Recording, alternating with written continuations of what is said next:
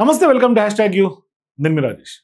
అహ్మదాబాద్లో జరిగినటువంటి విమాన ప్రమాదం ఏదైతే ఎయిర్ ఇండియాకి సంబంధించినటువంటి ప్లేన్ క్రాష్ ఉందో అది ఇప్పటికి కూడా ఇంకా చాలా మంది మర్చిపోవట్ల. అంటే దీని వెనకాల ఏ కారణం చేత ఈ విమాన ప్రమాదం జరిగింది అనేది ఒక మిస్టరీగా మిగిలే అవకాశాలు ఉన్నాయండి.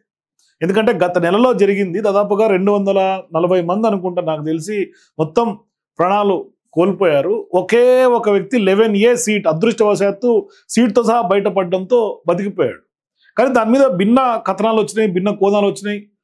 ఎయిర్ ఇండియాకి సంబంధించినటువంటి టీమ్స్ మీద కొందరు అరెస్ట్ కూడా చేసినటువంటి ఘటనలు ఉన్నాయి. ఎయిర్ ఇండియా అంటే ఇచ్చినటువంటి క్యాంపెయిన్ చేసిన కంటే కూడా ఇన్సూరెన్స్ ఎక్కువగా క్లెయిమ్ చేసుకుంది ఆ సంస్థ. ఆ విమానం మీద ఇన్సూరెన్సే చాలా ఎక్కువ మొత్తంలో వచ్చింది, ఎయిర్ ఇండియా లబ్ధి పొందింది దాని ద్వారా అనేది డిఫరెంట్ కథనాలు వచ్చినాయి. ఆ ప్రమాదం సంబంధించినటువంటి వ్యవహారాలు వచ్చినాయి. ఆఖరికి ఆ లైవ్లో వీడియో తీసినటువంటి ఒక బాలుడిని కూడా పోలీసులు ప్రశ్నించారు. ఏ కుట్ర కోణం చేత ఇది జరిగింది, అంటే నిజంగానే ఇది అంటే టెక్నికల్గా ఏదన్నా జరిగిందా, దీని వెనకాల దీని ఏంటి ఇష్యూ అన్నది ఎంక్వైరీ జరుగుతోంది. అంటే ఇప్పుడు టెక్నికల్గా ఇంజన్లో ఫాల్టా, లేకుంటే 2 ఇంజన్లు ఒకే దానికి ఫెయిల్ అయిపోవడానికి కారణం ఏంటి, టైల్ ఎందుకు ఓపెన్ అయింది, బ్లాక్ బాక్స్లో పైలట్స్ రికార్డింగ్ ఏం రికార్డ్ అయినాయి, అంటే వాళ్ళు చివరిగా ఇచ్చినటువంటి సందేశం ఏంటి, ఆ విమానం టేకాఫ్ అయిన తర్వాత ఇక పైలట్స్ హ్యాండ్స్ అప్ చేయడంతో వాళ్ళు ప్రమాద హెచ్చరికల మెసేజ్లు కూడా అక్కడ ఉన్నటువంటి ప్యాసింజర్స్కి ఇచ్చారు. కానీ ఇక్కడ కుట్ర కోణం ఒక ఎత్తు అయితే, ఇప్పుడు విచారణ జరుగుతున్నటువంటి తరుణంలో అనేక వ్యవహారాలు బయటకు వస్తున్నటువంటి సందర్భం ఒకటి అయితే, అంటే అలా దిశగా ఎంక్వైరీ జరుగుతోంది, పోలీసులు అనుమానిస్తున్నారు. అయితే ఇక్కడ బోయింగ్ విమానాల యొక్క భద్రత మీద కూడా కొంత అనుమానాలు రేకెత్తిస్తుంది. కానీ ఇక్కడ వాస్తవానికి జరిగింది ఏంటంటే, ఈ ప్రమాద ఘటనకు అసలు కారణం ఏంటన్నది ఇంకా పూర్తిగా కంక్లూజన్కి అయితే రాలేదు. కానీ దర్యాప్తు కొనసాగుతుంది. దీని వెనకాల ఒక కుట్ర కోణం లేకపోలేదన్న అనుమానాలే ఎక్కువ శాతం మనకి వ్యక్తమవుతూ ఉన్నాయి. అంటే ఆ దిశగానే ఇప్పుడు ఇన్వెస్టిగేషన్ సాగుతున్నటువంటి వ్యవహారం. దీన్ని ఆ దిశగా జరుగుతున్నట్లుగా పౌర విమానయాన శాఖ సహాయ మంత్రిగా ఉన్నటువంటి మురళీధర్ కూడా చెప్పినటువంటి నేపథ్యం. అంటే ఇక్కడ ఏంటి కుట్ర దర్యాప్తు ఏంటంటే, ఇప్పుడు తెర మీద ఒక కొత్త విషయం వస్తుంది. ఏదంటే గ్లోబల్ పొజిషనింగ్ సిస్టమ్ ఏదైతే GPS ఉందో దాని యొక్క సిగ్నల్స్ను తారుమారు చేసి ఎయిర్ ఇండియా విమానం కూలిపోయేలా ఎవరన్నా కుట్రలు చేశారా అనేది ఇప్పుడు చర్చనీయాంశంగా మారుతుంది. ఎందుకు ఇది చెప్తున్నానంటే, 2023 నవంబర్ నుంచి 2025 ఫిబ్రవరి వరకు దేశ సరిహద్దుల్లో అంటే బార్డర్స్లో 465 GPS స్పూఫింగ్ జరిగినటువంటి ఇన్సిడెంట్స్ జరిగాయంట. అంటే ఇప్పుడు GPS స్పూఫింగ్ అంటే ఏంటి అనేది ఒక ప్రశ్న తలెత్తుంది. దాని గురించి కూడా నేను చెప్తా. కానీ ఇక్కడ ప్రధానంగా అమృత్సర్ కానీ జమ్మూ ప్రాంతాల్లో అధికంగా ఈ GPS స్పూఫింగ్ జరిగినట్టుగా గుర్తించారు. గత నెలలో ఢిల్లీ నుంచి జమ్మూకు బయలుదేరినటువంటి ఎయిర్ ఇండియా విమానం కూడా కొద్దిసేపటికి తిరిగి వచ్చేసింది. సో GPS ఆ సిగ్నల్స్లో ఏదో తారుమారు జరిగినట్లుగా అనుమానాలు రావడంతో ముందు జాగ్రత్త చర్యగానే విమానాన్ని వెంటనే వెనక్కి మళ్లించేశారు. అంటే చాలా అత్యంత జాగ్రత్తగా ఉండాల్సినటువంటి సమయం. మరి ఇప్పుడు భారత వైమానిక దళానికి చెందినటువంటి C-130J విమానం ఏప్రిల్లో మయన్మార్ గగనతలంపై ప్రయాణిస్తుండగా GPS స్పూఫింగ్ జరిగిందని గుర్తించారు. దాంతో అప్రమత్తమై సురక్షితంగా ఆ విమానాన్ని ల్యాండ్ చేశారు. సో ఇప్పుడు GPS సిగ్నల్స్ లోకి కొంతమంది అన్నోన్ పర్సన్స్, అన్ఐడెంటిఫైడ్ పర్సన్స్, విద్రోహులు చొరబడుతున్నటువంటి ఘటనలు ప్రపంచవ్యాప్తంగా వెలుగు చూస్తూ ఉన్నాయి. సో ఇప్పుడు స్పూఫింగ్ కానీ లేదంటే కనుక జామింగ్ కానీ, అంటే సిగ్నల్ జామ్ చేస్తారు, స్పూఫింగ్ చేస్తారు. ఈ రెండు పెను విపత్తుగా మారే ప్రమాదాలు ఉన్నాయి. అంటే ఇంటర్నేషనల్ ఎయిర్ ట్రాన్స్పోర్ట్ అసోసియేషన్ లెక్కల ప్రకారం ప్రపంచవ్యాప్తంగా 2023-24 మధ్య GPSలో ఇంటర్ఫరెన్స్ రేట్ 175% కనిపిస్తుంది. అంటే GPS స్పూఫింగ్ ఘటనలు కూడా 500% పెరిగినట్టుగా రికార్డ్స్ చెప్తూ ఉన్నాయి. అంటే స్పూఫింగ్ కానీ లేదంటే కనుక జామింగ్ చేస్తే విమానం కాక్పిట్లోని పైలట్కు తప్పుడుగా రూట్, అట్లాగే తప్పుడు యొక్క డెస్టినేషన్స్ కనిపిస్తాయి. దీంతో నిర్దేశిత మార్గంలో వెళ్లాల్సినటువంటి విమానం మరో మార్గంలో వెళ్ళిపోతుంది. సో ఇప్పుడు విమానం ప్రయాణించాల్సినటువంటి ఎత్తులో మార్పులు వస్తాయి. దాంతో గగనతలంలో విమానాలు పరస్పరం ఢీకొనే ప్రమాదం ఉంటుంది. కొన్ని సందర్భాల్లో ఎత్తైనటువంటి భవనాలు, కొండలను కూడా ఢీకొట్టే ప్రమాదము లేకపోలేదు. అలాగే రన్వేపై కిందికి దూసుకెళ్లడం కూడా జరిగిపోవచ్చు.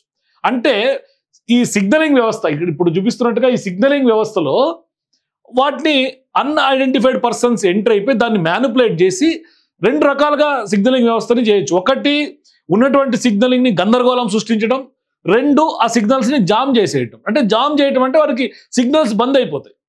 ఇక్కడ ఈ స్పూఫింగ్ ఏంటంటే కొత్త అంశాలు, అంటే కొత్తగా వాళ్ళని దాన్ని మ్యానిపులేట్ చేసి కొంత దాని కన్ఫ్యూజన్ ఎలా క్రియేట్ చేయటం. దీంతో ఇప్పుడు అతనికి రన్వే కనపడదు, డెస్టినేషన్ కనపడదు, రూట్ రాదు, సిగ్నల్స్ లాస్ట్ అయిపోతాయి, జీపీఎస్ మిస్సింగ్ అయిపోతుంది, కనెక్టివిటీ కట్ అయిపోతుంది. ఇట్లా ఒక కుట్రపూరితమైనటువంటి వ్యవహారాన్ని ఏమన్నా ఎయిర్ ఇండియా విమాన ప్రమాదంలో ఏమన్నా జరిగిందా అన్న కోణంలోనే ఇప్పుడు విచారణ జరుగుతుంది. సహజంగా ఇటువంటి జీపీఎస్ స్పూఫింగ్ అనేది యుద్ధాలు జరిగే యుద్ధ వాతావరణంలో కల్లోలిత ప్రాంతాల్లో ఎక్కువగా జీపీఎస్ స్పూఫింగ్ జరిగే అవకాశం ఉంటుంది. ఆ సమస్య అక్కడ ఎక్కువగా ఉంటుంది. 2024లో ఆయా ప్రాంతాల్లో శాటిలైట్ సిగ్నల్ జామింగ్ కానీ లేకుంటే స్పూఫింగ్ చేసినటువంటి ఘటనలు 4.3 లక్షలు నమోదైనటువంటి పరిస్థితి. మరి 2023లో కూడా 2.6 లక్షలు నమోదైనాయి. అంటే ఏడాది కాలంలో ఏడాదిలోనే 62% ఈ స్పూఫింగ్ ఘటనలు పెరిగాయి. అంటే ఇది ప్రపంచవ్యాప్తంగా ఈజిప్ట్ కానీ, లెబనాన్ కానీ, బ్లాక్ సీ కానీ, రష్యా ఎస్తోనియా కానీ, రష్యా లతావియా కానీ, రష్యా బెలారస్ కానీ ఇట్లా సరిహద్దుల్లో స్పూఫింగ్ సంబంధించినటువంటి సమస్య ఎక్కువగా ఉందని ఎయిర్లైన్స్ సంస్థలు చెప్తూ ఉన్నాయి. అంటే మయన్మార్తో పాటుగా భారత్ పాకిస్తాన్ సరిహద్దుల్లో కూడా ఇలాంటి ఘటనలు చోటు చేసుకున్నటువంటి సంఘటనలు గతంలో ఉన్నాయి. అంటే అంతర్జాతీయ వైమానిక పరిశ్రమ ఎదుర్కొంటున్నటువంటి సైబర్ దాడుల్లో జీపీఎస్ స్పూఫింగ్ జామింగ్ కూడా ఒకటి. అంటే ఇప్పుడు ఖచ్చితంగా ఎయిర్ ఇండియా అహ్మదాబాద్ క్రాష్ వెనకాల ఏమన్నా సైబర్ దాడి జరిగిందా, ఇలాంటి ఘటనలు తెలియపరచడానికి అమెరికాలో ఫెడరల్ ఏవియేషన్ అడ్మినిస్ట్రేషన్ అనే ఒక వెబ్సైట్ అందుబాటులోకి కూడా తీసుకొచ్చింది. సో ఇట్లా డిస్రప్టివ్ టెక్నాలజీస్ పెరిగిపోవటం, ఇది ప్రపంచవ్యాప్తంగా విస్తృతంగా పెరగటం, 2 రకాలుగా జీపీఎస్ సిగ్నల్స్ని లాస్ట్ చేయొచ్చు, జామ్ చేయొచ్చు. స్పూఫింగ్ ఏంటంటే రాంగ్ సిగ్నల్స్ పంపించి అవతల ఉన్నటువంటి రిసీవర్స్కి వాళ్ళకి ఎక్కడో ఉన్నట్టుగా చూపించటం, జామింగ్ పాల్పడి అసలు సిగ్నల్స్ లేకుండా పవర్ కట్ చేసి శాటిలైట్ సిగ్నల్స్ని వీక్ చేసేయటం, లొకేషన్ డేటా కానీ లేకుంటే రిసీవర్స్ కానీ రెండార్స్ కానీ వాళ్ళకి పూర్తి స్థాయిలో గుర్తించకుండా చేయటం కానీ, ఇట్లా శాటిలైట్స్ నుంచి వచ్చే సిగ్నల్స్కి అంతరాయం కలిగించడం, జిఎన్ఎస్ఎస్ సిగ్నల్స్ కూడా అది కొంత వీక్ అయిపోయి కొంత కామ్ అయిపోయి అసలు సిగ్నల్స్ లేకుండా లాస్ట్ చేయటం కానీ, ఇట్లా సస్పెక్టబుల్గా ఇది తాజాగా కొద్ది రోజులుగా పెరుగుతోంది. సో ఇటువంటి ఏమన్నా జీపీఎస్ స్పూఫింగ్ ఏమన్నా ఈ ప్రమాదానికి గల కారణంగా ఏమన్నా చెప్పుకోవచ్చు. అటువంటివి ఏమన్నా జరిగిందా ఈ విమాన ప్రమాదం? ఎందుకంటే టేకాఫ్ అయినటువంటి కొద్ది సెకండ్లలోనే ఆ విమానం కూలిపోయింది అంటే అక్కడ ఏదో సంవాట్ మిస్టేక్ జరిగింది. అది టెక్నికల్ ఎర్రరా లేకుంటే సైబర్ అటాక్ జరిగిందా, నిజంగానే విమాన సిగ్నల్స్లో ఏమన్నా స్పూఫింగ్ కానీ జామ్ కానీ చేశారా, ఇదంతా కూడా ఇప్పుడు ఆ కోణంలోనే ఇన్వెస్టిగేషన్ జరుగుతున్నటువంటి నేపథ్యం. సో మొత్తం మీద ఈ విమాన ప్రమాదానికి ఎందుకంటే ఇప్పుడు విమానాలు ఎక్కాలంటేనే భయం పుడుతుంది. ఎందుకంటే ఎయిర్ ఇండియా అంత పెద్ద క్రాష్ తర్వాత ఇప్పుడు ఎమర్జెన్సీ ల్యాండింగ్ అయినా మొన్న జపాన్లో కూడా ఇటువంటి ఘటనలే జరిగింది. అంటే ఒక్కసారిగా 10,000 అడుగులు కుదిపింది విమానం. అప్పుడు ప్యాసింజర్స్ అందరూ ఒక్కసారిగా బిక్కుమన్నటువంటి పరిస్థితి. అంటే మన జపాన్ వదిలేయండి, ఇండియాలో కూడా చాలా వరకు flights emergency landings, emergency return అవటము, లేకుంటే ఫ్లైట్స్ చాలా వరకు ప్రమాదాలు త్రుట్లో తప్పించుకున్నటువంటి సంఘటనలు, ఇట్లా వరుసపెట్టి విమాన ప్రమాదాలన్నీ కూడా జరుగుతున్నటువంటి క్రమంలో విమాన ప్రమాదాలకి కారణంగా కొంత ఎమర్జెన్సీ ల్యాండింగ్స్ అవ్వటము, ఇవన్నీ చూసిన తర్వాత వెదర్స్ సహకరించకపోవడం, క్లైమాటిక్ కండిషన్స్ కూడా కొంత మారుతున్నటువంటి సందర్భంగా మీరు కూడా నిజంగానే ఈ ఎయిర్ ఇండియా క్రాష్కి ఇది టెక్నికల్ ఎర్రరా లేదంటే సైబర్ అటాక్ ఏమైనా జరిగిందా? మీరు కూడా మీ అభిప్రాయాల కింద కామెంట్స్ తెలియజేయండి. For more videos please watch #.